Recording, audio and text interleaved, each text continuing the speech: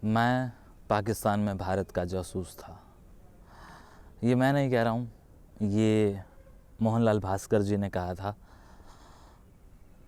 आप लोग मेरे ख्याल से 2-2.5 महीने से उनकी वो आप बीती, जो कि एक किताब की शक्ल में है, जो मैं आजकल पढ़ रहा हूँ, जो अब बिल्कुल समापन की कगार पर है। और ये वीडियो में उनकी कोई भी बातें नहीं, लेकिन इस वीडियो में मैं उनके मुतालिक और अपने देखने वालों को ये बताना चाह रहा हूँ कि 3 एपिसोड के बाद ये किताब ख़त्म हो जाएगी। आप लोगों ने इसे सराहा है और हालांकि बहुत कम लोगों ने देखा है, अराउंड 1000 लोग इसे देखते हैं, सुनते हैं। और इन 1000 लोगों को जो इस किताब को सुनते हैं, उनसे मेरी ये दरख्वास्त कि मैं इस किताब के बाद एक वीडियो बनाना चाहूँगा जिसमें मैं आपके ओपिनियन इस किताब के बारे में लूँगा। मैंने कैसे पढ़ा वो अलग बात है, क्योंकि मैं कोई प्रोफेशनल नहीं हूँ, लेकिन मैं ये ज़रूर जानना चाहूँगा कि आपको उसको सुन के, आपको उसको महसूस करके, वो 70s के दौर में जाके लाहौर, मियाँ वाली, मुल्तान की जेलों के जो वो आपने चीज़ें सुनी, इवन कुछ लोगों ने तो कमेंट कर करके कि कब आ रहा है, कब आ रहा है। यहाँ ये बताना बड़ा ज़रूरी है कि कोई भी वीडियो जब आप लोग वो देखते हैं तो उसे बनाने में मुझे बड़ा वक्त लगता है। मैं जैसे कि प्रोफेशनल नहीं हूँ, तो मुझे बड़े सारे रीटेक करने पड़ते हैं। मैं उसको जब रिकॉर्ड करता हूँ, रिकॉर्ड करने के बाद उसको एडिट करता हूँ, एडिट करने के बाद उसमें से बहुत सारी टेक्निकल चीज़ें अलग करनी पड़ती हैं। लेकिन हाँ, मैंने कभी किताब से कोई खिलवाड़ नहीं किया है। मैंने कभी भी किसी भी लाइन को अपनी तरफ से नहीं जोड़ा है। जो उसमें है बस वही का वही मैंने दोहराया है। और ये आप लोग जानते हैं कि वो ना तो मेरा लिखा हुआ है और ना ही मेरे जैसे किसी आदमी का। वो लिखा हुआ है मोहनलाल भास्कर जी का, और वो पांडुलिपि थी जो उन्होंने लिखी थी कभी एक पेन से, और वो फिर पहुंची थी खुशवंत सिंह जी के पास। खुशवंत सिंह हमारे एक जाने माने राइटर रहे हैं, आप लोग जानते हैं। तो खुशवंत सिंह की जो वो ट्रांसलेशन थी, वो उन्होंने उसको इंग्लिश में भी शायद वो है, अवेलेबल है। तो वो चीज़ मैंने पढ़ी है, आप लोगों ने उसे सराहा है। और मुझे कई सारे लोगों ने, मैं अब किन का नाम लूँ, बीकानेर से प्रदीप जी, लुधियाना से हमारे प्रेम नारंग जी, और सर्वजीत भाई साहब पानीपत से, और सतीश जी मंगाली से, और भी बड़े सारे लोग हैं जो चाहते हैं कि इस बारे में वो बात करें, क्योंकि मैंने उसके कमेंट डिसेबल किए हुए हैं। आप लोग उसके बारे में कोई कमेंट नहीं कर सकते हैं। तो वो जो सारे कमेंट आपके दिलो दिमाग में हैं, आप जो वहाँ बातें लिखना चाहते थे, वो आप मुझे अगर एक अपना 30 सेकंड से लेके, मिनिमम 30 सेकंड से लेके और 1 मिनट में, हार्डली कोई बहुत अच्छा होगा वो 1.5 मिनट में, अगर वो मुझे अपनी बातें देता है, तो मैं एक वीडियो बनाना चाहूँगा। आप अपने फ़ोन से फ्रंट कैमरा सामने रख के मुझे भेजें, मैं वो ज़रूर ऐड करना चाहूँगा। और उसको ऐड करने का जो सबसे बड़ा रीज़न है वो भी यही कि मैंने, क्योंकि उसके कमेंट डिसेबल किए हुए हैं और आप चाहते हैं कि कुछ लिखें, तो मैं उन लिखी हुई चीज़ों को समझता हूँ कि वो आपकी बोली हुई चीज़ें होनी चाहिए। बेहतर है आप उसे अपने बॉडी लैंग्वेज से उसे एक्सप्रेस करें, और वो जितने ज़्यादा लोग हो सकें वो भेजें, मैं सबको वो ऐड करूँगा। और बस ये वीडियो में मैं बस यही चीज़ें कहना चाह रहा था, और कुछ ख़ास नहीं। मेरा भी दिल करता था कि मैं उसके कमेंट को डिसेबल ना करूं, लेकिन पहले एपिसोड को जब मैंने अपलोड किया था तो मुझे सरहद पार से कुछ चीज़ें आई थी, फ़ोन कॉल्स आए थे, मैसेजेस आए थे कि केशव भाई इसको मत पढ़ो, ये ठीक नहीं है। तो मैंने कहा कि मैं इसके बाद या इससे पहले ऐसा कुछ नहीं मैंने किया है, और ना ही मैं ऐसा करने वाला हूँ, क्योंकि मैं तो एक सिंपल सा एक आर्टिस्ट हूँ ना।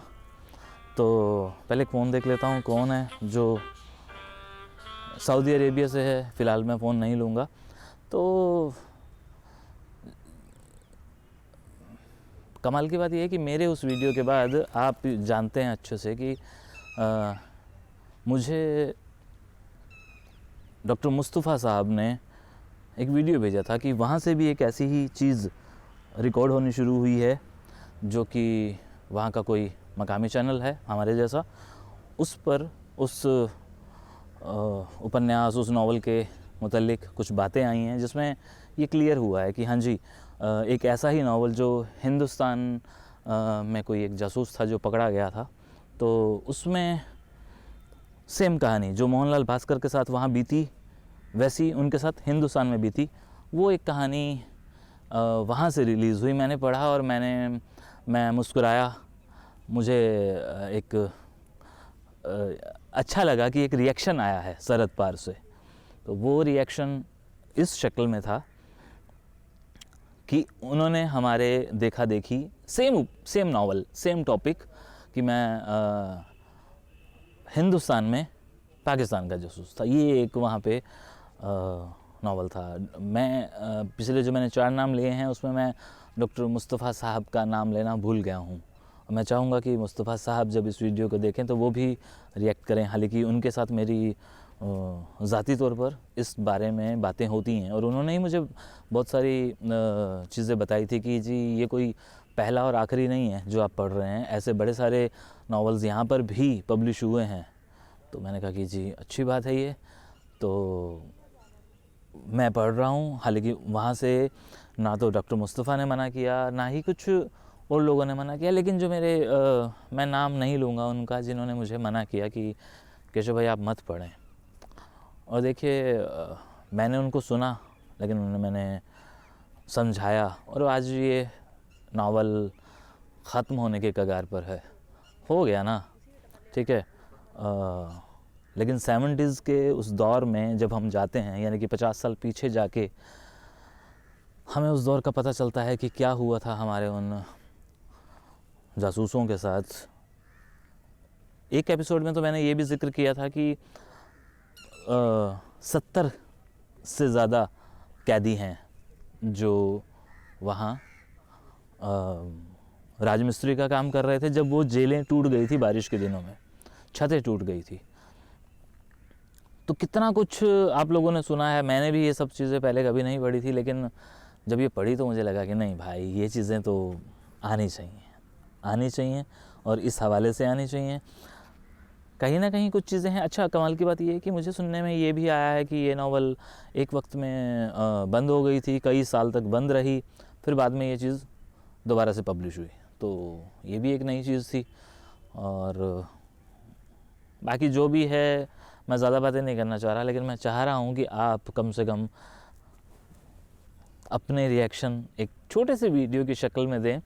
और आप लोग जो इतना उसको पसंद करते रहे हैं या मुझे जो कहते रहे हैं, स्पेशली प्रदीप जी वो जो कि बीकानेर में रहते हैं, उन्होंने मुझे इनवाइट भी किया है कि केशव जी आप आइए, मैं आपको बीकानेर भी घुमाऊंगा। तो मैं बीकानेर भी जाऊंगा, और बीकानेर जब जाऊंगा तो उनके पास एक किताब है जो कि इससे रिलेट करती है, क्योंकि उनके ख़ानदान के कुछ लोग उस जेल में उस वक्त थे, ऐसा वो मुझे बता चुके हैं। तो इतिहास कहीं ना कहीं फैला हुआ है। तो ये सारी चीज़ें कनेक्ट हो गई थी उनके साथ, तो उन्होंने मुझे कॉल किया कि जो आप पढ़ रहे हैं वो हम चाहते हैं कि आप कुछ और चीज़ें जानें, तो मैं वो भी करूँगा। बाकी बस मैं इस वीडियो में और क्या कहूँ, मैं बस बार बार यही कह रहा हूँ कि मुझे आपका वीडियो चाहिए, मुझे आपका वो छोटा सा वीडियो चाहिए जिसमें आप अपनी कुछ बातें कहें। यहाँ देखिए ये सोया हुआ है, धूप निकली है कुछ दिनों के बाद, और जब मैंने ये येलो कलर लिया तो मुझे लगा कि यार इसमें एक वीडियो तो बनती है, तो वीडियो कौन सी बनाएं। तो इंटरव्यू नहीं, मुझे लगा पहले ये करते हैं, फिर इसके बाद एक इंटरव्यू भी करेंगे। क्योंकि कभी भी कोई भी कलर अगर मैं लेता हूँ तो मुझे लगता है कि यार इस पर 5-7 वीडियो तो बन ही जाएँ तो पैसे वसूल से हो जाते हैं। और फिर तो वो रोज़मर्रा की वो बन जाती है। लेकिन जब पहले आप लेते हैं तो सबसे पहले मेरे जैसे लोगों के दिमाग में ये आता है कि यार ये कैमरे पे कैसे लगेगी। तो मेरे पास येलो नहीं था, तो मैंने येलो को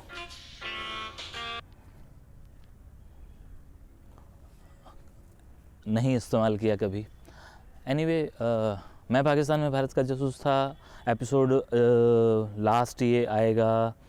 आज है संडे, और संडे के बाद 3 एपिसोड और रह जाएंगे, यानी कि 3 एपिसोड के बाद आपको इसका आखिरी पार्ट सुनने को मिलेगा। और उसके बाद ये वीडियो आएगा जिसमें आप सब लोग होंगे। बस शुक्रिया, जल्दी से जल्दी मुझे भेज दीजिए ताकि मैं एक वीडियो बना सकूं इत्मीनान से। शुक्रिया।